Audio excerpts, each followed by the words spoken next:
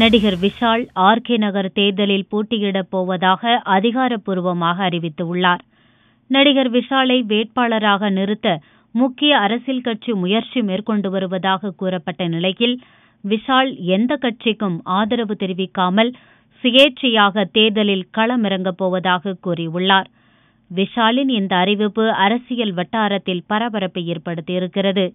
ஏற்கனவே நடிகர் சங்க தேர்தல், தயாரிப்பாளர் சங்க தேர்தலில் போட்டியிட்டு அதில் வெற்றியும் பெற்றிருக்கும் விஷால் அரசியலில் வெற்றி பெற்று சாதனை படைக்கிறாரா என்பதை பொறுத்திருந்துதான் பார்க்க வேண்டும்.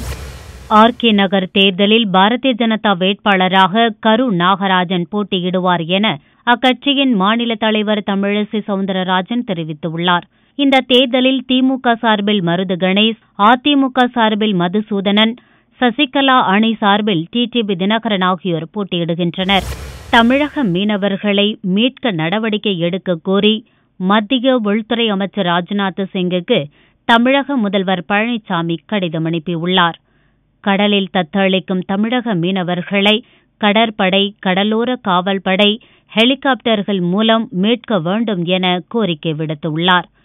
கடலுக்குள் 33 படகுகளில் சென்ற 85 மீனவர்கள் கரை திரும்பவில்லை என்று புகார்கள் வந்துள்ளதாக கடிதத்தில் குறிப்பிட்டுள்ளார். மீன்வளத்துறை அமைச்சர் ஜெயக்குமார் சென்னையில் பேட்டியளித்தார். அப்போது கன்னியாகுமரியிலிருந்து மீன்பிடிக்க சென்ற மீனவர்களில் கடற்படை கப்பல் உதவியுடன் 73 மீனவர்கள் மீட்கப்பட்டுள்ளனர். மேலும் 11 பேர் பத்திரமாக வந்து கொண்டிருக்கின்றனர். இன்னும் 33 படகுகளில் சென்ற 85 மீனவர்களை தேடும் பணி தீவிரமாக நடக்கிறது. இதற்காக மத்திய அரசின் உதவியை நாடி இருக்கிறோம் என்று கூறினார். சென்னை வானிலை ஆய்வு மைய இயக்குநர் பாலச்சந்திரன் சனியன்று செய்தியாளர்களிடம் பேசினார். அப்போது தமிழகத்தை நோக்கி மேலும் ஒரு புயல் வர வாய்ப்பு உள்ளது. அந்த புயலுக்கு சாகர் என பெயர் சூட்டப்படும். தமிழகத்தில் டிசம்பர் 6ஆம் தேதி வரை கனமழை பெய்ய வாய்ப்பு உள்ளது என்று கூறினார். தென்மேற்கு வங்கக்கடல் பகுதியில் தமிழக கடற்கரைக்கு அப்பால் வளிமண்டலத்தின் மேலடுக்கு சுழற்சி நிலவுகிறது. மேலும் தெற்கு அந்தமான் கடல் பகுதியில் தொடர்ந்து வலுவான காற்றழுத்த தாழ்வு பகுதி நீடிக்கிறது. இது அடுத்து வரும் 36 மணி நேரத்தில் காற்றழுத்த தாழ்வு மண்டலமாக வலுப்பெறக்கூடும். கார்த்திகை தீப திருவிழாவை முன்னிட்டு திருவண்ணாமலையில் 2668 அடி உயர மலையில் மகா தீபம் ஏற்றப்பட்டது. 5 அடி உயரம் 200 கிலோ எடை கொண்ட மகா தீப கொப்பரையில் 1000 மீட்டர் திரி, 3500 கிலோ நெய் ஆகியவற்றின் மூலம் மகா தீபம் ஏற்றினர். இதில் ஏராளமான பக்தர்கள் கலந்து கொண்டு அண்ணாமலையாரை வழிபட்டனர். ஆர்கே நகரில் வெற்றி வாய்ப்பு பிரகாசமாக இருப்பதாக கூறிய முதல்வர் பழனிசாமி, கட்சியில் உறுப்பினராக கூட இல்லாத டிடிவி தினகரனின் விமர்சனங்களுக்கெல்லாம் கருத்து சொல்ல முடியாது என்று கூறினார். விடுதலை சிறுத்தைகள் கட்சித் தலைவர் திருமாவளவன் சென்னையில் பேட்டியளித்தார். அப்போது திமுகவுடன் கூட்டணி வைக்க முயலும் போதெல்லாம் பாட்டாளி மக்கள் கட்சி எங்கள் மீது குற்றம் சுமத்தி வருகிறது. தற்போது இரு சமூகத்திற்கு இடையே சண்டையை மூட்டுகிறது. இதற்காக அவர்கள் மீது அவதூறு வழக்கு தொடர உள்ளேன் என்று கூறினார். ஒய்எஸ்ஆர் காங்கிரஸ் கட்சியின் நகரி தொகுதி எம்எல்ஏவும் நடிகையுமான ரோஜா நகரியிலிருந்து திருமலைக்கு பாத யாத்திரையை கடந்த 27ஆம் தேதி துவக்கினார். சனியன்று திருமலையில் பாத யாத்திரையை நிறைவு செய்தார். பின்னர் பேட்டியளித்தார். அப்போது காலேறு நகரி குடிநீர் திட்ட கால்வாய் பணிகளை விரைவில் பூர்த்தி செய்ய வலியுறுத்தி பாத யாத்திரை மேற்கொண்டதாக கூறினார். குஜராத் சட்டசபைக்கு தேர்தல் நடைபெற உள்ளது. அதில் 977 வேட்பாளர்கள் போட்டியிடுகின்றனர்.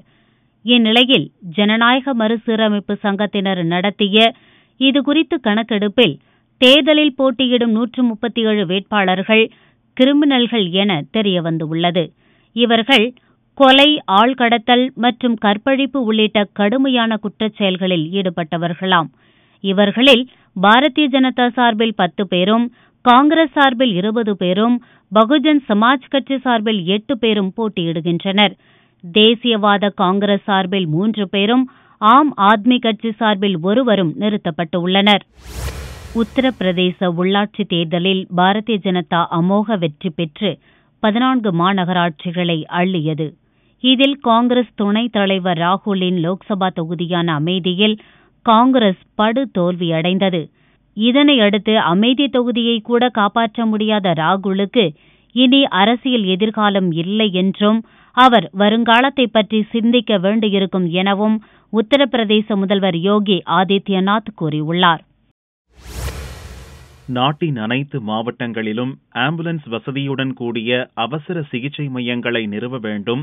சாலை பாதுகாப்பு குறித்த விஷயங்களை பள்ளி பாடத்திட்டத்தில் சேர்க்க நடவடிக்கை எடுக்க வேண்டும் என உச்சநீதிமன்ற நீதிபதி MP லோகூர் தலைமையிலான அமர்வு மாநில அரசுகளுக்கு உத்தரவிட்டுள்ளது. விண்வெளி வீரர் ராண்டி பெர்ஸ்கின் சீனா, கொரியா, ஜப்பானிற்கு மேலே ஒளிரும் மின்னல்களை படம் பிடித்துள்ளார். ஜப்பான் நகர் விளக்குகளும் கடலில் நிற்கும் கப்பல்களும் இதில் தெரிகின்றன. திபெத்திய ஆன்மீக தலைவர் தலாய் லாமாவும் முன்னாள் அமெரிக்க அதிபர் ஒபாமாவும் வெள்ளியன்று தர்மசாலாவில் சந்தித்துக் கொண்டனர். 2 பழைய மற்றும் நெருக்கமான நண்பர்களின் சந்திப்பு என்று கூறிய தலாய், இன்றைய உலகில் அமைதியை கடைபிடிப்பது பற்றி பேசிக் கொண்டதாகவும் சொன்னார்.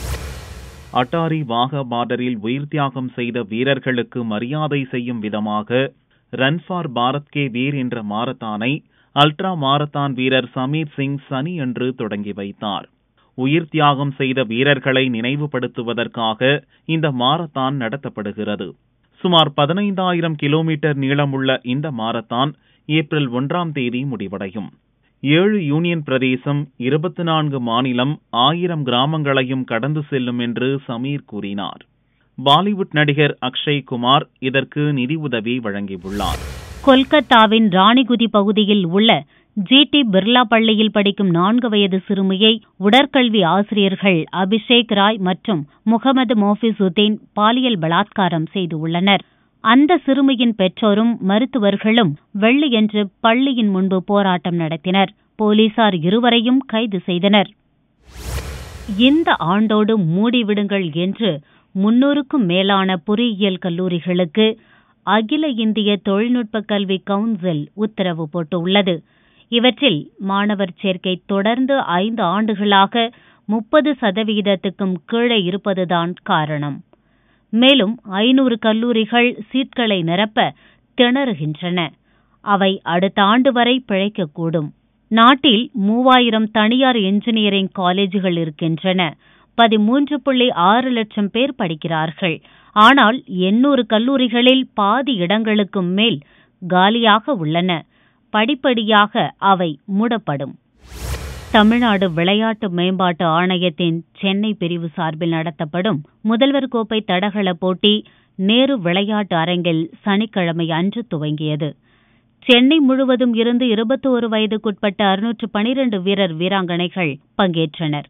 100 மீட்டர் ஓட்டம், 110 மீட்டர் தடை தாண்டும் ஓட்டம், உயரம் தாண்டுதல் போட்டிகள் நடத்தப்பட்டது. இதில் முதல் இடங்களை பிடிக்கும் வீரர் வீராங்கனைகள் மாநில அளவிலான முதல்வர் கோப்பை போட்டிக்கு தகுதி பெறுவர்.